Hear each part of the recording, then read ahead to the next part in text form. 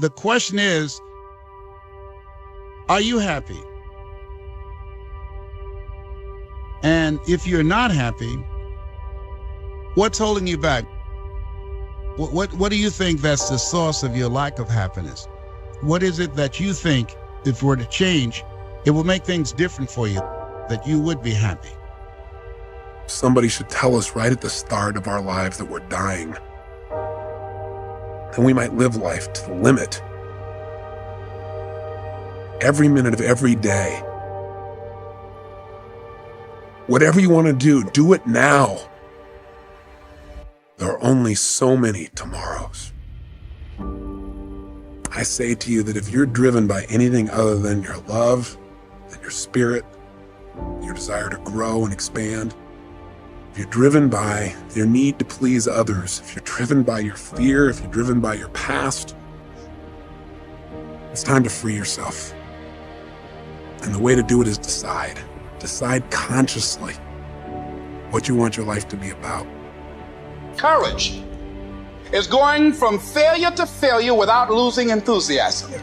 It takes courage to act.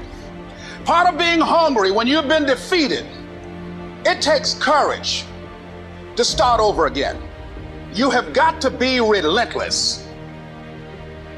You got to be the kind of person that you are fearless. You are unstoppable. The last chapter to your life has not been written yet, and it doesn't matter about what happened yesterday. You have something that you brought to the universe, and that if you decide that my life deserves my developing this what I do well, I grant you, you'll never ever be without. I grant you that your gifts will take you places that will literally amaze you. Exercise your willpower to change direction, set some higher goals, reach for some higher purpose. Go for something beyond what you thought you could do. Face all your fears, that's how you conquer them. Say, here's what I'm afraid of, I wonder what I could do to change that. Pick a new destination and start going that way.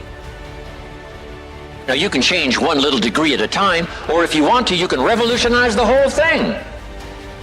Who says you couldn't revolutionize the whole thing in a week's time and start a brand new direction that will most assuredly help you arrive in a brand new place a year from now, 3 years from now?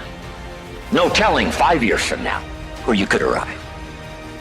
Use your willpower to start the process. Anybody can change. You don't have to repeat last year. Clean up the errors. Invest it now in the next year. Watch it make the difference. You will win if you don't quit. You got to have stamina. You got to have staying power. You've got to make know your vitamin. It breaks my heart to see people who could be geniuses, who could be super healthy, who could have lots of prosperity, who could be doing amazing things in their community, who could be living gorgeous lives, serving the world, shining their luminosity on the world, and they're stuck. And they blame it. It's because of my mom. It's because of my dad. It's because of the country I live in. Just a whatever. I mean, that's... We do create our reality through our mindset, heart set, health set, and soul set. When you grow up, you tend to get told that the world is the way that it is, and that your life is to live your life inside the world and try not to get in too much trouble, and maybe get an education and get a job and make some money and have a family. But life can be a lot broader than that when you realize one simple thing, and that is that everything around us that we call life was made up by people that are no smarter than you. So build a life. Don't live one, build one. The aha moment is the door that opens, but your new life does not begin unless you can step through the door. Most people, when you have an aha moment and the door to your new life opens up, instead of going, I got this, let's go, and high-fiving yourself to step forward, most of us go, I don't know if I'm worth it. I don't know if right now is the right time to do this. I don't think I'm good enough. I've failed so many times I can't go through that door. That there is somewhere in your life that you know what you want. You can feel it pulling you. And you are actively arguing against it. You're bringing yourself down. You're beating yourself out. Don't ever be ashamed of anything you've done in your life. Face it, fix it, make it better. Build belief, build confidence to the point where nothing can hurt you because you know exactly who you are. You've faced your demons in your mind. You were able to hear all your past traumas. You were able to listen to them. You're able to say, okay, now I can now talk to people about what I went through. I'm no longer embarrassed. I'm no longer ashamed. Being ashamed is one of the biggest things that people nowadays, in their minds, kill them from moving forward. I'm ashamed of myself. We are humans. But then again, if you always think that we're humans, you will always just be a human and always make the same mistakes. Go through the archives, dig it up, study it, and then use it for yourself. You can't count the cost. When you want something bad, you can't count the cost. Because if you count the cost and you see how much it costs, you might quit. You might give up. So you got to go in knowing that I don't count the cost. I do as many push-ups as it takes, as many sit-ups as it takes, as many reps as it takes. I study as long as it takes. I pay whatever the price is. Why? Because if I start counting the cost, I might quit. I might give up. I might surrender. Don't count the cost. You don't count the cost on this one. You don't count how many breaths you take. You don't count it. You get to a point where you don't count it. You just do whatever it takes to get whatever you want. We've been given the dignity of choice to become part of what we could be, or to become all that we could be. The price of success. To be a doctor, you must pay the price of long years of difficult study to be successful in selling. And remember that each of us succeeds to the extent of his ability to sell. Selling our families and our ideas, selling education in schools, selling our children on the advantages of living the good and honest life, selling our associates and employees on the importance of being exceptional people. Also, of course, the profession of selling itself. To be successful in selling our way to the good life, we must be willing to pay the price. Now, what is that price? Well, it's many things. First, it's understanding emotionally as well as intellectually that we literally become what we think about, that we must control our thoughts if we're to control our lives. It's understanding fully that as you sow, so shall you reap. Second, it's cutting away all fetters from the mind and permitting it to soar as it was divinely designed to do. It's the realization that your limitations are self-imposed and that the opportunities for you today are enormous beyond belief. It's rising above narrow-minded pettiness and prejudice. Third, it's using all your courage to force yourself to think positively on your own problems, to set a definite and clearly defined goal for yourself. To let your marvelous mind think about your goal from all possible angles, to let your imagination speculate freely upon many different possible solutions. To refuse to believe that there are any circumstances sufficiently strong enough to defeat you in the accomplishment of your purpose. To act promptly and decisively when your course is clear. And to keep constantly aware of the fact that you are, at this moment, standing in the middle of your own acre of diamonds, as Russell Conwell used to point out.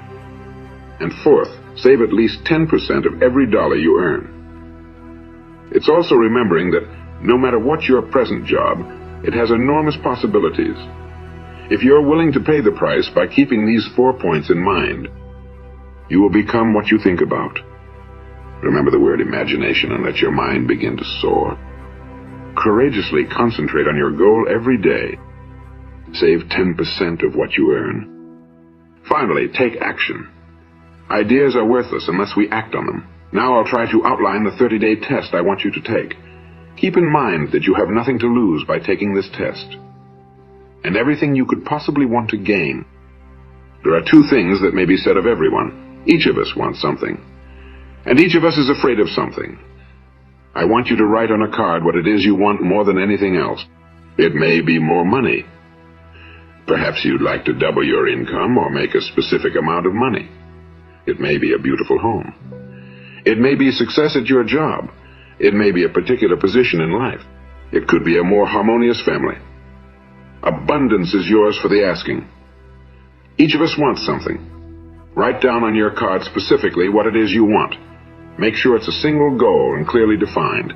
You needn't show it to anyone, but carry it with you so that you can look at it several times a day.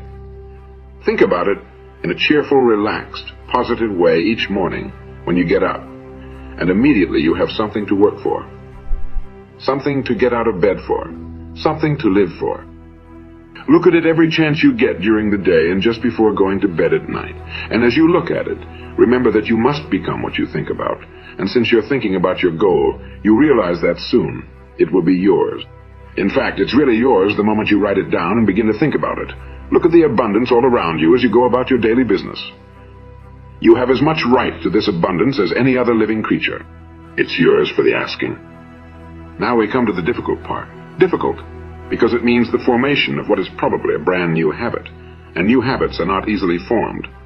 Once formed, however, it will follow you for the rest of your life. Stop thinking about what it is you fear. Each time a fearful or negative thought comes into your consciousness, replace it with a mental picture of your positive and worthwhile goal. And there will come a time when you'll feel like giving up. It's easier for a human being to think negatively than positively. That's why only 5% are successful. You must begin now to place yourself in that group. For 30 days, you must take control of your mind. It will think only about what you permit it to think about. All you have to do is know where you're going. Each day for this 30-day test, do more than you have to do. In addition to maintaining a cheerful, positive outlook, give of yourself more than you have ever done before.